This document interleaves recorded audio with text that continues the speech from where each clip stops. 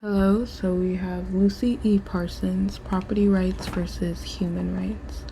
It was made November 22nd, 1905. Let's go.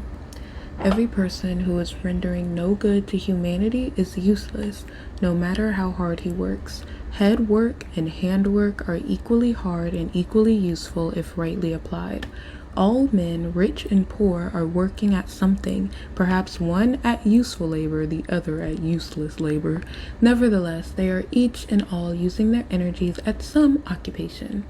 Men work because they cannot hold their mental and physical energies in check without causing themselves pain. But we have made work disagreeable because we have allowed conditions to obtain which force us to continue to work after we are tired, or at something for which we have no taste, take no interest in, and have no adaptability for. For this reason, we lose pleasure in work, and it becomes irksome to us. For this reason, often what we do is done in a slovenly manner, and the community loses thereby. The selfish scheme called property rights, quote, has superseded human rights and created 4 times more useless work than is required to produce and distribute all comforts and luxuries of life. All these useless workers are either capitalists or the allies of capitalists.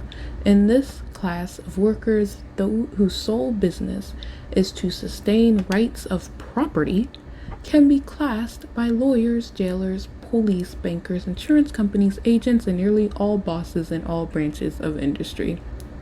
Add these to those who cannot get work and those in prisons, and we get some conception of the vast hordes that must be supported by those who perform useful labor, and these must devote their entire life's energy in keeping up the quote rights of property. You guys, you get how dumb that even sounds? A right of property. Like, this is a thing, and it's worth more than a human life, really. But anyway, a thing which they neither have a share nor interest in. And this condition of affairs makes paupers, suicides, thieves, cutthroats, liars, vagabonds, hypocrites, and unsocial beings, generally. And yes, that is true. When we have this society that is unequal, yeah, we got a lot of poor people. We have a lot of people who owe people money. We got people trying to steal, trying to cut people's throats, lying, saying one thing and not really agreeing with it, acting another way. Like, we can't act how we want to act and be within our truth and be happy doing work and happy giving you even a quality service. We don't care. Who pray are benefiting by all of this waste and confusion? The few, a mere small percentage of the population of the world. All the remainder submit because they think it has always been so and it must always be so. I paused for y'all. The work of those who have a conception of a true society of the future must devote all their efforts towards disabusing people's minds of the ancient falsehoods. It can be done. Many other hoary lies have passed away, so will this one too. I'm going to read you an excerpt from January 7th, 1906. This is Crime, Violence, and Suicide from Lucy E. Parsons. Conditions that make the man. It is conditions that make the man, not the man the conditions. She mentions how the homicides and deaths happened like in 1905.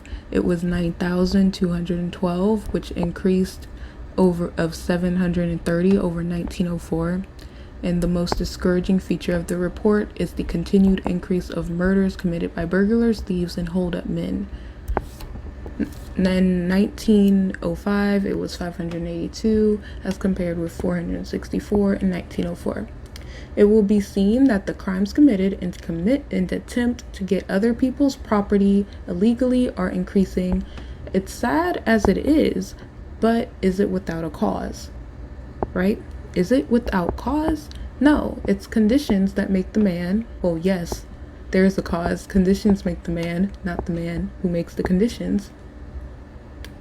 So someday, when society has grown wise enough and just enough to make conditions pleasurable for her children, they will not be possessed of those low, brutal propensities which cause them to imbrue their hands in their brother's blood.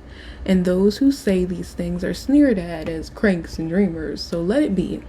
Let the dreamer dream on. His dream will be realized someday, and then that generation will look back at us of today, their ancestors, and a lot of barbarians. It was ever thus, the dream of one century. It contained truth and justice, became the actuality of the next century. So basically what she says here is exactly what's been said before, right? The hate you give little infants fucks up everyone. Thug life, hate you give little infants fucks up everyone. And you gotta treat people nicely, in a good condition, in a good environment.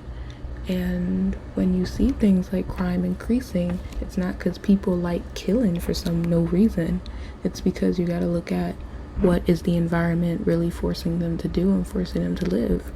And then she concludes, life the best boon to mortals given, to be the feeling inspiring, to feel the inspiring vibrating currents of beautiful bountiful mother nature playing all around us, through us, to feel oneself a part of a grand magnificent whole and entirety. Who could wish for more?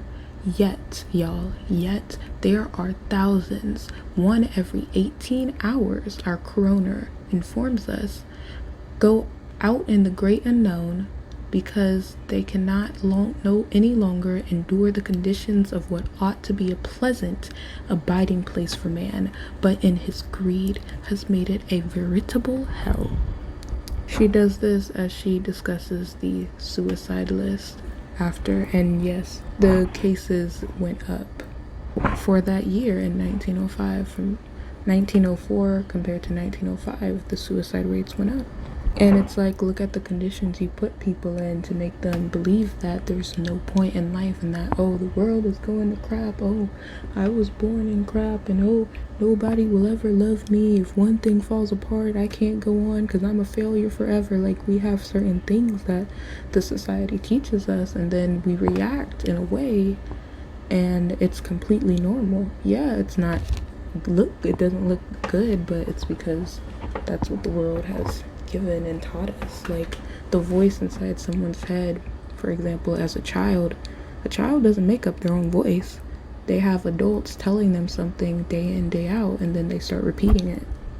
And we all started as children, and we all know what we had to go through and how there was somebody in our ear, and it's hard. It's very much hard to see things in the right way, to believe that humanity is good and that we're not supposed to be suffering. So that's it for that. Thank you for listening.